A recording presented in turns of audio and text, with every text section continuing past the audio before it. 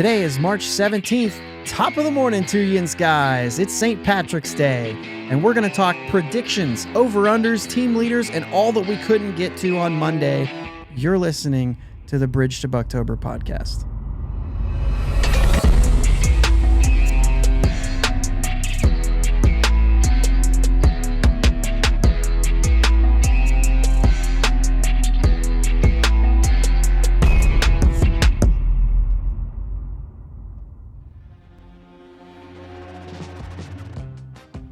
Yins guys, thank you for listening to the Bridge to Buctober podcast, where we talk all about those Pittsburgh Pirates and that. My name is Josh, and I'm joined as always by my brother Jake. What's up, Jake? Dude, I have been wearing these same clothes all week waiting for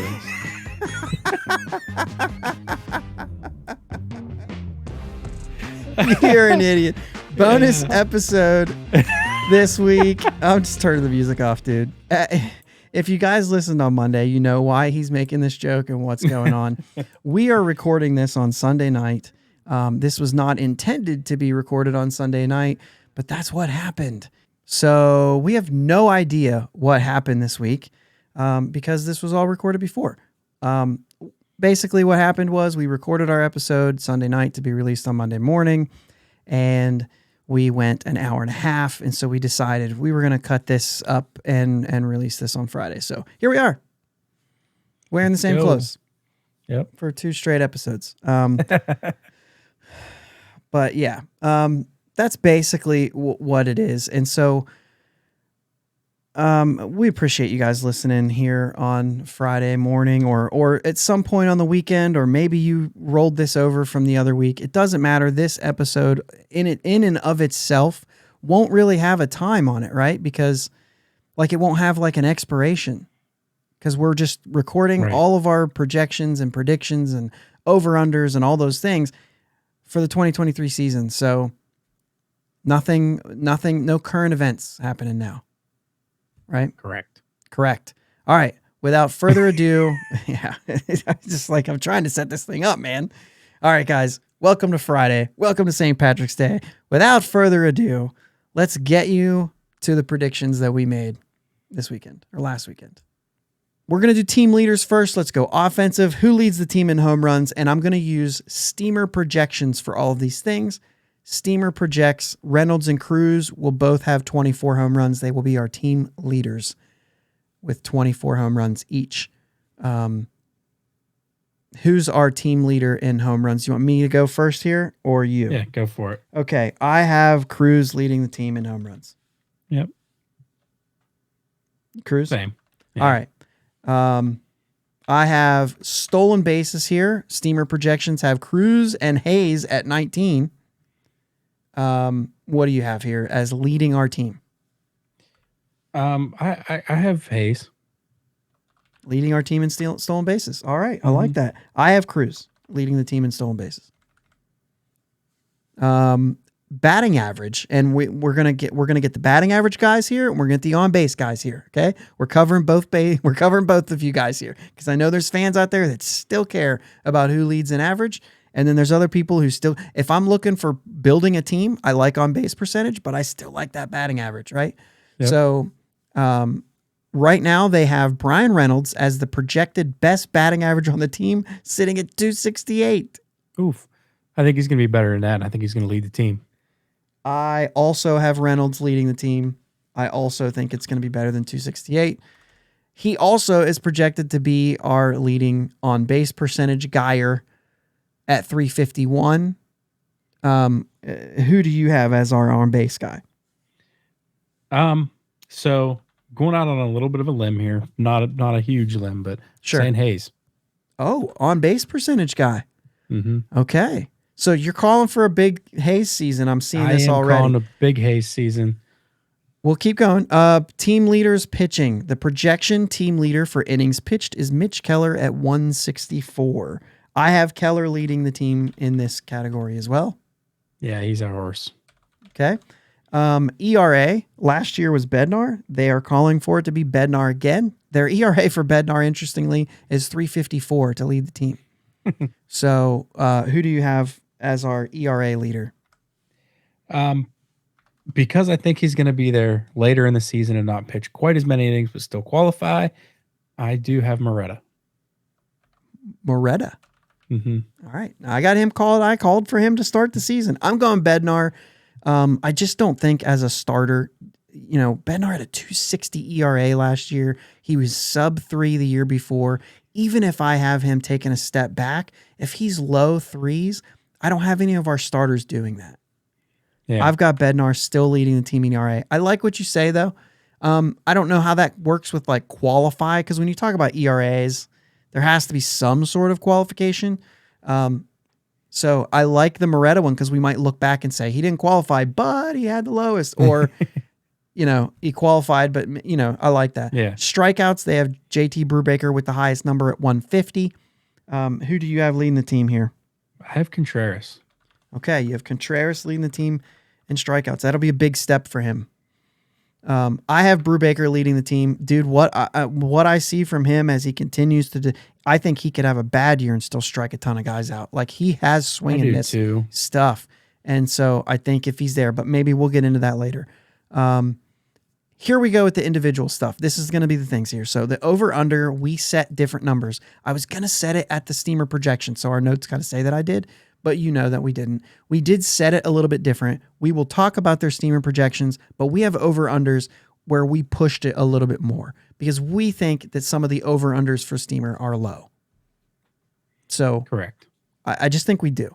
So Brian Reynolds, we're going to start off with him. We have 2 of them. We have home runs. Steamer has him projected at 24 home runs, which is what he hit 2 years ago, hit 27 last year. What we want to know is, does he go one step further? Will he hit more than 27 home runs this year? I have him at over. You have him over 27.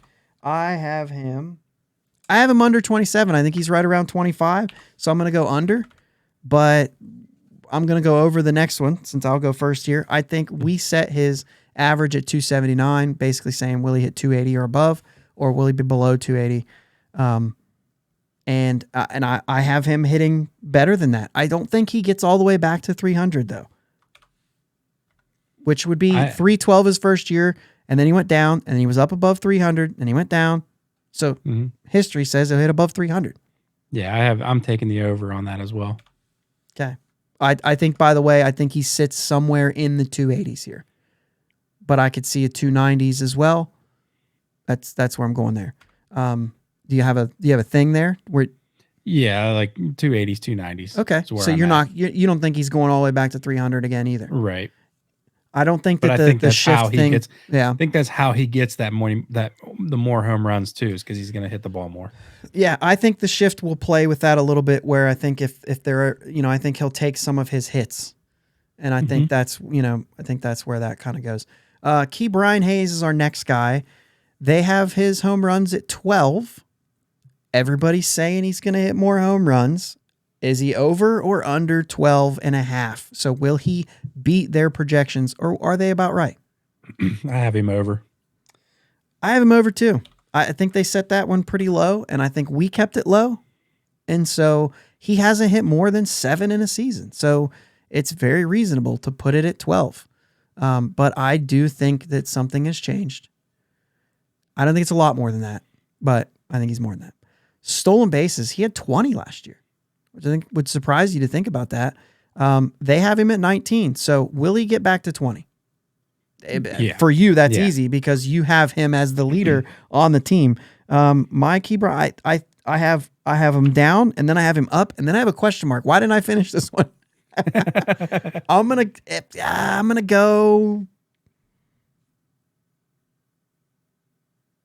go under. I don't know that he gets to 20, although I'll probably eat that one because it feels like he should probably, if you're right about the stolen bases this year.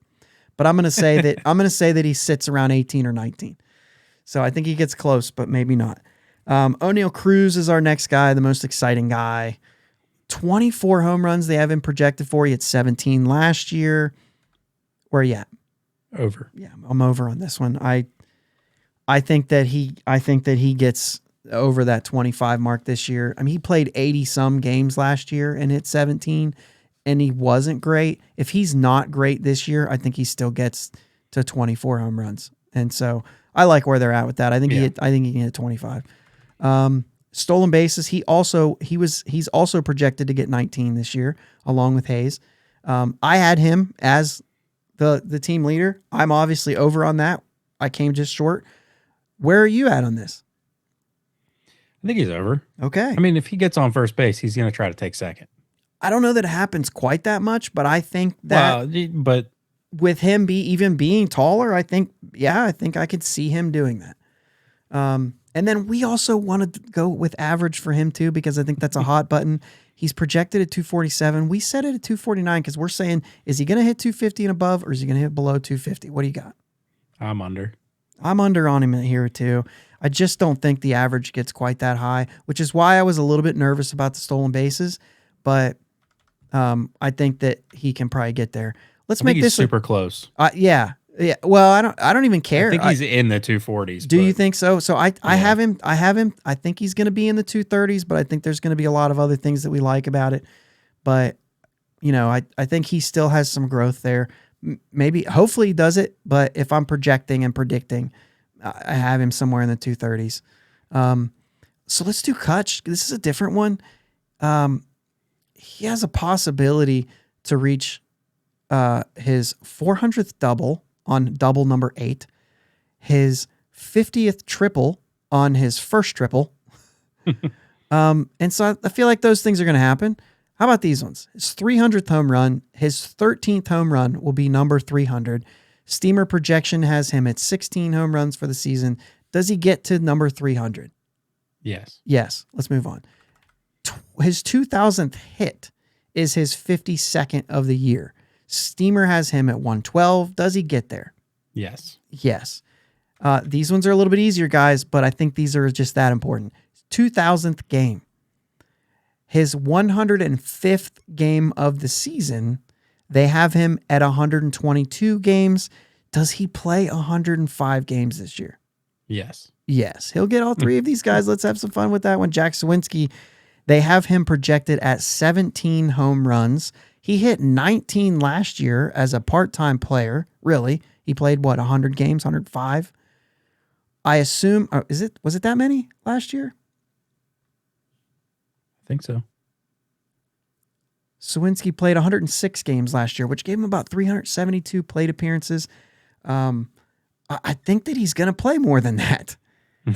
And he hit 19 home runs last year. He only hit 202. He went through a really big slump. He did have a hot streak.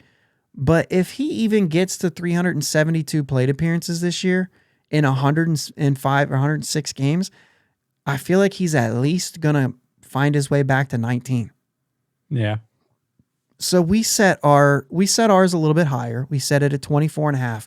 Do you think Sawinski can pop 25 home runs this year? Is he over or under? I think he just misses it. He just misses under 25 homers. For me, I have him just missing 25 homers as well. I hope we're both wrong. Weighted runs created plus, they have him at 102. Basically what we're saying, 100 is average. Is he over or under that? This was a hard one for me. I'm going to say over. You're going to say over. So last year he was 98, I think. Or no, he was an even 100. Even 100. Even 100. His OPS plus was 98. So he just missed the average on their thing. I have him over here, and I don't think while the home runs are interesting to me, I think there's enough there if he is walking more, things like that. I think there's enough there that I have him at around a 110, 115 this year. But that's me being really optimistic. But with that said, I could see with the struggles and things that could happen that he's close, but I think he can land just over that. I think you'll see him do a little better this year than last year. I think that rough batch was real rough. So let's go to Rudy here. Rodolfo Castro, they have him at 14 home runs. It's really going to depend on playing time here. But I think he's a home run guy. And I really think that if Rodolfo Castro plays a full season, which I'm not sure he will, getting, 450, 500 at bats. I mean, we're talking last year getting 278 at bats, and he had 11 home runs. And part of that was really bad, if you remember. Like the first part of that. And then he came back different. if he plays a full season and gets 450 at bats, he has a chance to hit 20 homers for me. So we're asking here Yeah, I'm 14 over and a on this half. one. Yeah, I think that somewhere between 15 to 18 home runs this year is very likely for me. That's going to be my range for him. So we set this at 14 and a half. I think he does get over. Not by much. I mean, he has the potential if he blows up to hit 20 home runs. I have him around 15 to 18. Austin Hedges. Can he hit 200? No. I have him under as well. We're trying to hit all the starters there, what we think might be the starters, right? So how about Endy here? He's projected at 61 games. Oh, by the way, Hedges projected at 202. Projected at 61 games for Endy, which means he's in about he's missing about 100 games. He is a catcher. That game changes a little bit. O'Neal Cruz was around 87. Does Endy Rodriguez play half of our games? Will he be in 82 games? I'm going to say just because he's a catcher, probably not. Yeah. And whether you want him there opening day or not, he's under for me. I think 61 is a pretty good number because he's a catcher. I think that he gets to start when he comes up, but I don't think every day. I think a guy like Mitch Keller would benefit from having the better catcher back there, that leader back there. Mm-hmm. And so, that's where I'm at right there. I think he's under. Under the 81 and a half. The 61 of the projection, I actually kind of like that. I think he might push that one a little bit and go a little higher than that. I don't think he plays in 82 games. Ji-Hwan Bae, they have him at 12 steals. This is a very playing time based prediction as well, because we set the over under really high on this one. We're going to look at stolen bases. Like I said, he's got 12 as his projection. Do I have that pulled up right now? Because what I'd like to see is where they have him on games. They have Ji-Hwan Bae at about 79 games. Okay, which I think is pretty fair. 287 at bats. You're looking at basically how he's going to play as much as Rodolfo Castro played last year. And they have him at 12 steals. I'm going to say right now, that's 320 plate appearances. I'm sorry, that's at bats. If he gets 300 plate appearances, he will blow 12 out of the water. If this base stealing thing happens the way you think it's going to, and it sure looks like they're at least going to push the envelope. By the time he shows up, or if he shows up on day one, we're asking, will he get to 25? I'm gonna go under. You're gonna go under here. I set this up so that you would go over. I think if he plays a month, if he plays a little over a month, if this guy gets 45 games, he has a potential of getting 25 steals. I'm going under too. I just don't know if he's going to get enough times on base. If he gets called up, he's hitting. That's why I thought about going over here. But yeah, I just don't know. I have to go under here. I think he'll get more than 12. I don't think he gets to 25. I think he gets to 20. You know, okay. I think he's close. Yeah, if he gets to play, if he gets enough playing time, he'll go over. All right, that's fine. We both picked under here because we don't think he will. So here's an interesting one to move on from here. Who has a higher WAR? G-Man Choi or Carlos Santana? They're both projected at 1.2. I'm going with Santana. Yeah, I am too. I'm going with Santana. I think Santana's going to get more playing time. Yeah, well, I do too. The projections of those two guys across the board are about identical, which is why we went with WAR, because it's really striking how similar their projections are. I might be reneging on my over-under of Endy too, because I think Endy will get some games at DH when he comes up. But I'm going to stick with what I said. But. Okay. Well, here we go. So let's go pitching side here. Mitch Keller projected to have a 4.38 ERA. We're going to do a couple for Mitch. I think we're both pretty high on him right now. 438 is their projection. We thought that was pretty high. He had a 391 last year, and he had some rough patches. I believe you'll see a better Mitch Keller. I also believe that, like, he was really good for a minute. And so there's part of that thinks that maybe there's a little bit of difference, especially the fact that he's going to be looked at to be the guy, I think. Yeah. We set it at 399. Will he repeat a sub 4 ERA? Yes. Yeah, I believe so. I think he's under. I have him around a 350. I really do. I really think that he can get down to around a 350. Mm-hmm. And I mean like 350 something. You know what I mean? Like 357. You know what I mean? Would still be a 350 for me. Like, I think he'll be sub 360 as I feel. So how about 150 strikeouts? He's at 141. Where are you on 150 strikeouts? I think he gets over. Dang it. Okay, me too. I think he's we're the same there. More on that later. Roansy Contreras, let's do the same ERA one. Let's do a 4 ERA. He had a 360 something last year, right? I didn't write the ones that he had last year, but I believe he was around 357, 367, something like that. They have him projected at a 431. We're looking to see, is he a sub 4? I think they did a really good job last year. I know I'm talking a little bit here, but I think they did a good job of protecting him. Yeah.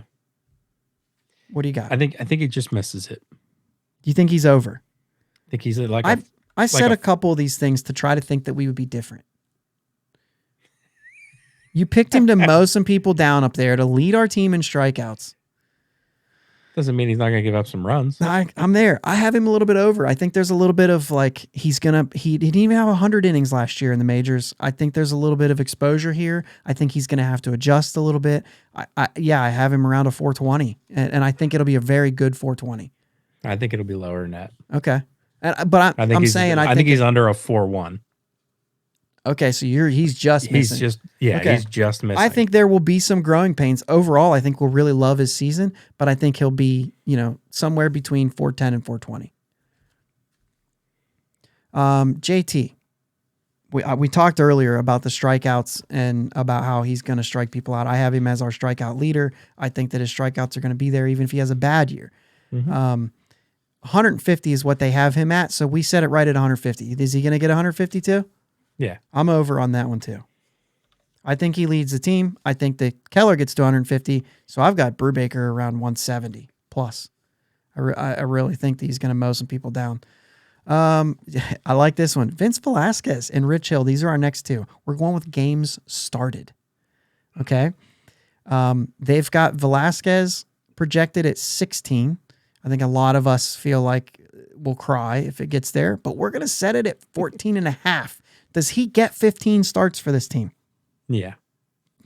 Jake, come on, man. I have him over too. I think he does. Whether we like it or not. He's been throwing well. And I'm not even looking at that. I think even if he does poor, he gets 15 starts. Oh, if he does poor, I don't see it. But okay. Rich Hill. They have him set at 21. We set it at 24 and a half. Is he going to get 25 starts with this team? I'm going to say yeah. I'm going to go under here, and he's done that the last couple of years. But he's only started 30 games twice in his career, last year being one of them. And then like a really early year. There's some injury stuff. He's 43 years old, and I'm not sure he plays the whole year. Quintana had 22 starts last year with us? Is that what we said? I think so. Yeah. Maybe right at 20. Maybe right at 20 he had, and he was dealt at the deadline. And I think in April we're running a 6-man rotation. I believe that will happen. So I can't have him at 25 starts. I think if he misses a couple with a 6-man rotation, if we do that for 2 months, you probably remove 3 of his starts right there or more. I don't know how math works, but I'm going to go under there. I think there's a chance he stays with the team the whole year too. But I think with the 6-man rotation, I think maybe there'll be maybe one trip to the injured list or something like that. That's just my call. Johan Oviedo, they have him projected at 93 innings. 94 and a half is where we set it. I think he'll be part of that 6-man rotation. Where do you have on Oviedo with 93 innings? Under. Okay. I think that there's going to be a little bit of a Roanzi treatment here.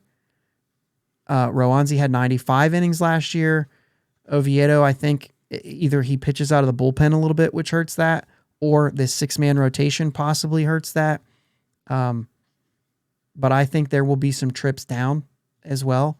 I've got him under as well. I hope I'm wrong on that, but I've got him under. I guess that's going to ruin. I'm just going to go down here to the bottom where we have a pick and fill that one in, and we won't even talk about it. I mean, we'll talk about it, but Luis Ortiz, they have him at a 414. Jumping all over the place. I hope you guys are following along. I want you guys to write this stuff down. Go back and listen and write the stuff down on whether you have over or unders. You know what I mean? The listeners, you know what I mean? Write it down. Send it in to us.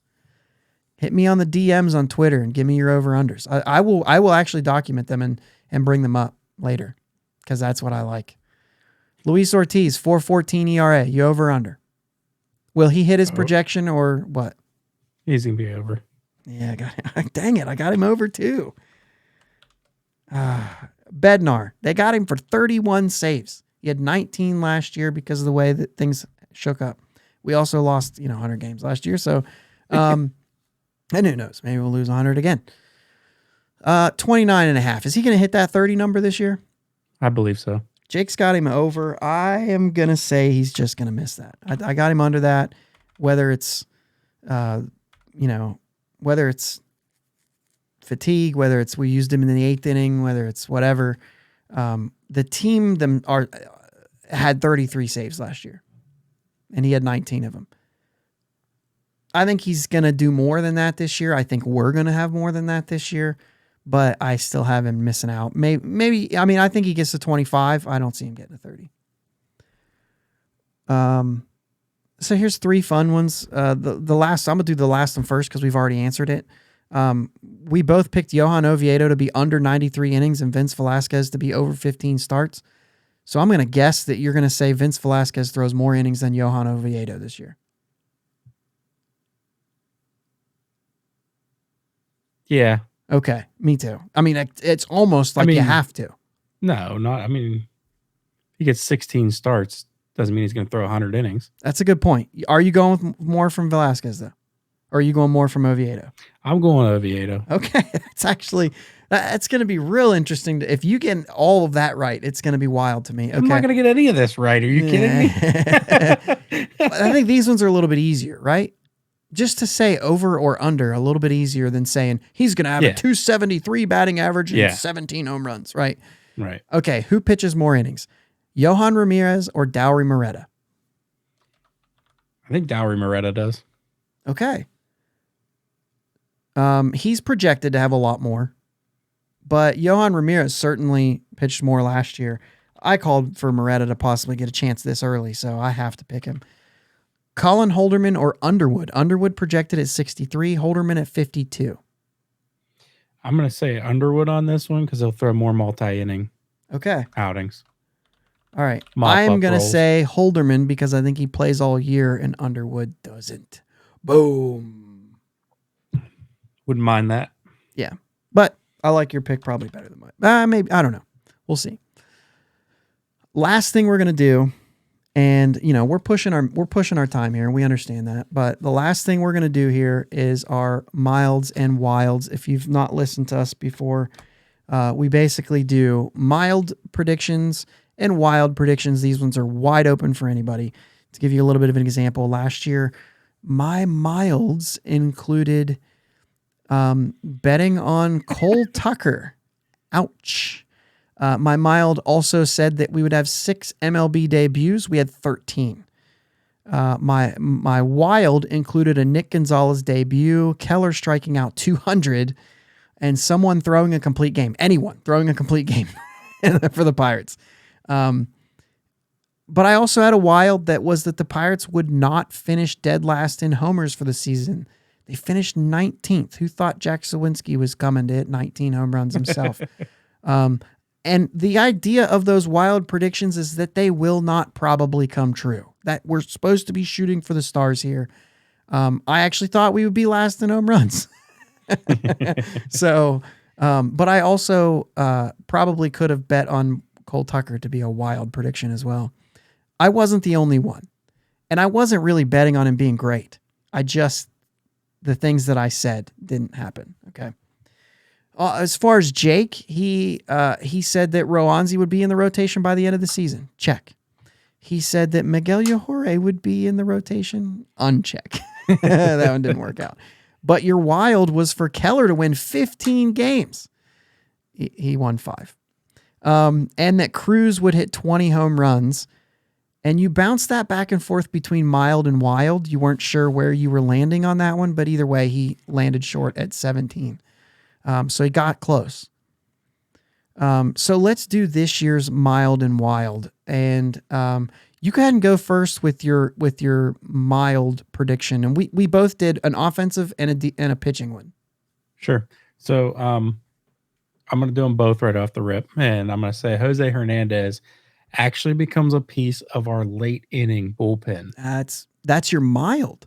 Yeah. Okay. I just think he could do it. Okay. And I think Ke'Bryan Hayes eclipsed 20 bombs. Okay, so we're starting right off with our milds, which are like, these are things that I think are going to happen. Could happen.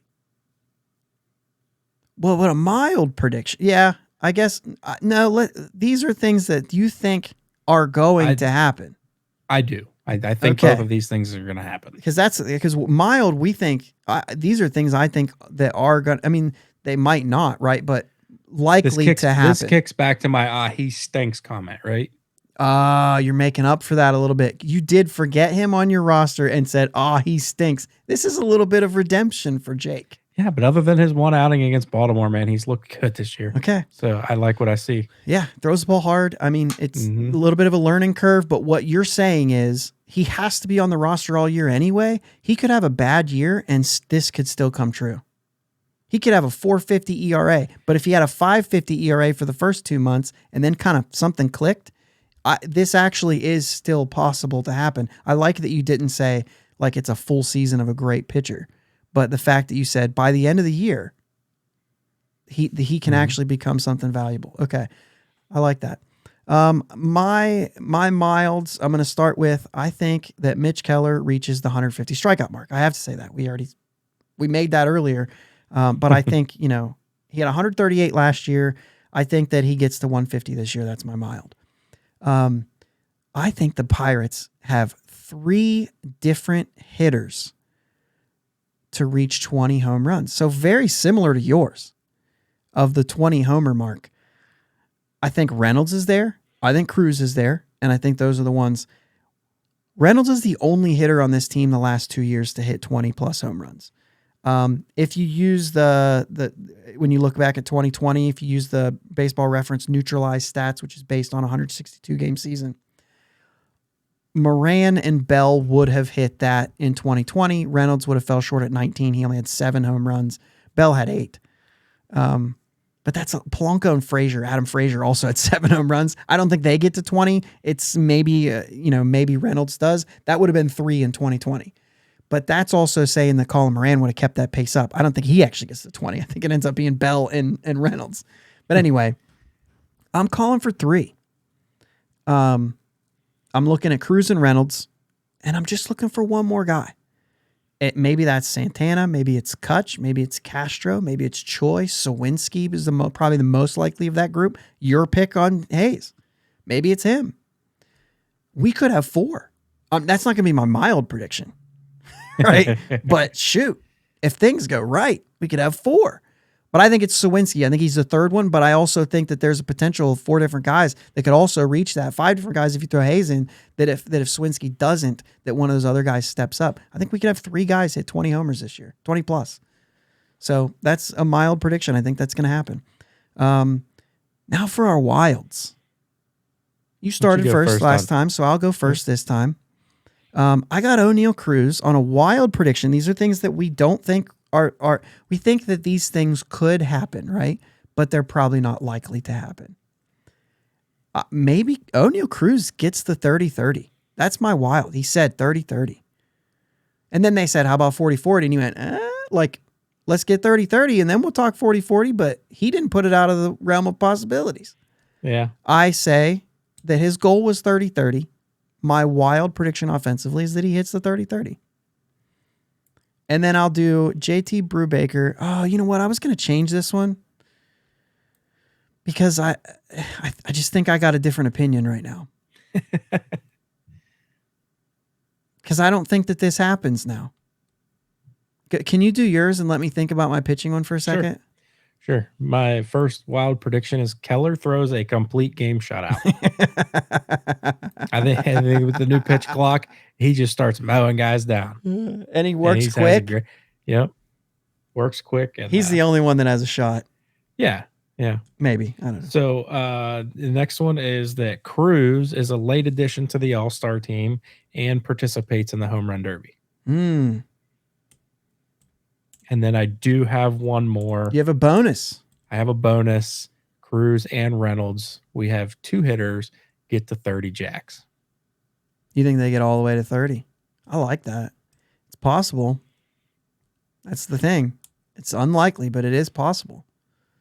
I like that wild prediction. I think we're a little more conservative this year on our wilds. I mean, I just said that it's wild that O'Neill gets to 30 and then 30. But yeah, okay. I don't have a pitching one. I'm going to go with this one, and I hope I'm wrong. But I'm just going to go with it. It is wild. I think JT Brubaker, I don't think this, but this is what I wrote down earlier this week. JT Brubaker finishes the season in the bullpen, either due to injury or getting pushed out. I don't see this as very likely at all. I don't feel good about this. I like his potential in the bullpen. I like it because I think that his 2-pitch mix, that sinker the other day looked so stinking good that if all he threw was sinker slider, he would be lights out. I don't know if that projects great. He's got to throw another pitch to be a good starter. But if he goes into the bullpen, he's your 8th inning guy.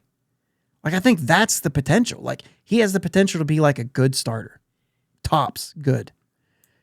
But I think he has the potential to be an elite reliever. I think Top's a good starting pitcher. He's good. And you have him 174 strikeouts. Because he could still have a 4.59 ERA with that. He has swing and miss stuff. You put that in the bullpen, and it's really, really good. As a starter, it doesn't have to be. He's still going to give up home runs. I'm not arguing with you there. I'm just gonna. You're calling for him to lead the team in strikeouts. He led the team last year at 147 strikeouts in 28 starts, and he still had a 4.69 ERA. He was 3-12, and he had a really bad stretch. He had a 9.2 strikeout per 9 ratio, and I think it's going to be better than that this year. But I don't know that 4.69 changes all that much. I don't know that it does. Maybe 4.49. Still a good starter at tops. You know what I'm saying? Like, he's still at best a number 3. I got you. In his but put him in the bullpen, and I think this guy has the ability to be even better than that if he just cans every pitch but those 2. Yeah. And he has swing and miss stuff, so that's what I'm going with. That's my. I still don't think he makes a move to the bullpen this year. I think with all things considered, I don't think it's this year, but maybe if they're projecting, if things go well with other guys, I just think that there are guys that I think could be way better if they were relievers.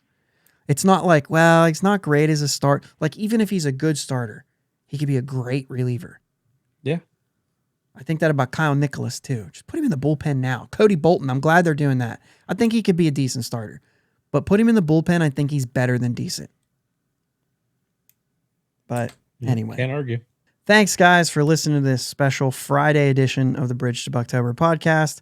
Thanks for being flexible with us as we try to navigate all of this stuff.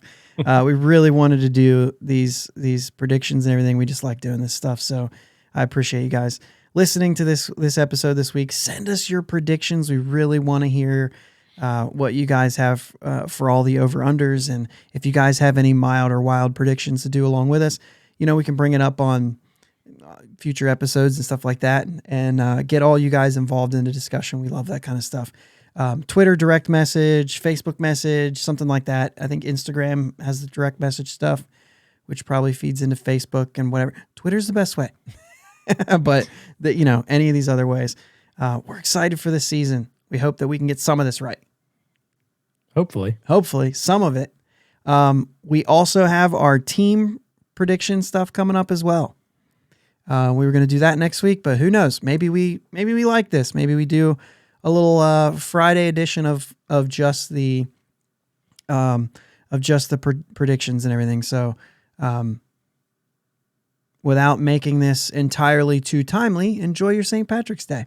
Yeah, have a fun and safe holiday. Enjoy a Guinness for me on my behalf. There you go. Since I won't. Once again, for the sake of like not being too like in the time, but it is Friday. There is some weekend series coming up. I did get it wrong. Thursday night's game was only radio.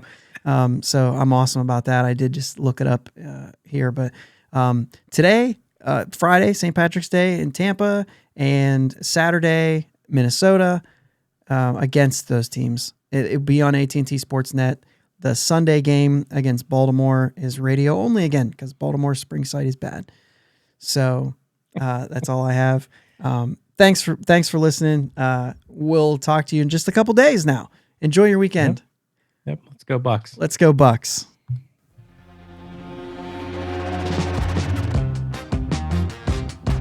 Thanks for listening to my dad and Uncle Jake on the Bridge to Buctober podcast.